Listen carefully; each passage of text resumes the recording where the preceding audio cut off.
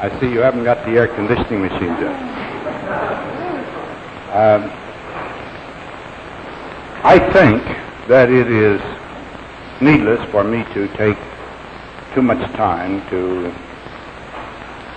in the attempt to emphasize the importance I attach to the week through which you just passed. Some of you, of course, were in Geneva. You made your own conclusions as to the personalities that we met, the relationships between them, the degree of sincerity you attached to their words. But one thing is indisputable.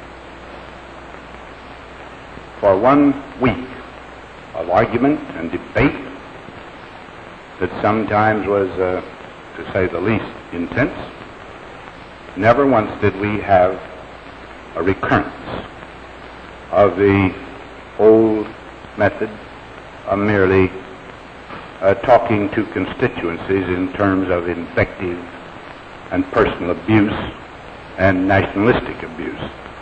And that in itself is a great gain, and one that I hope we shall never lose, because certainly we are going to progress in things of the mind, in things involving policy, only if we discuss differences in objective terms and not in the terms that cause additional antagonism before you get down at all to the subject, to the heart of the subject that is under discussion.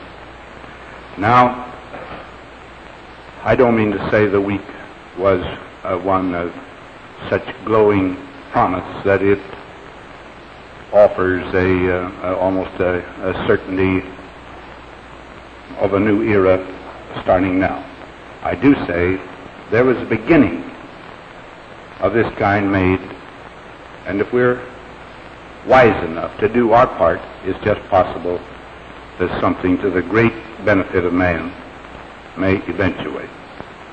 Now, if I can go from great nationalistic subjects, public subjects, to something that concerns only me and my family. This may not be news, but I got home to be greeted by my daughter-in-law with the statement that if all goes well, I'll be a grandfather for the 4th time next Christmas.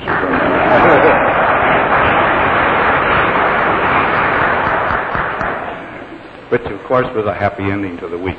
We'll go to questions. Mr. President Smith of the United Press, in connection with your disarmament proposal, would you extend the privilege of aerial reconnaissance to atomic energy installations? Well, I wouldn't want now to go into the complete details that would have to be worked out by professionals and technicians meeting to form the plan that would give effect to the general proposal I made. I would say this, that everything, the blueprint of which I spoke, the layout of your military establishments, in my opinion, should be complete. This would not necessarily involve your manufacturing and production plants. But I would certainly, under the scheme I was thinking of, place a minimum of prohibited areas. And I think that I would allow these planes, properly inspected, peaceful planes, to fly over any particular area of either country that they wanted to. Because only in this way could you convince them that there wasn't something over there that maybe was, by surprise, ready to attack them.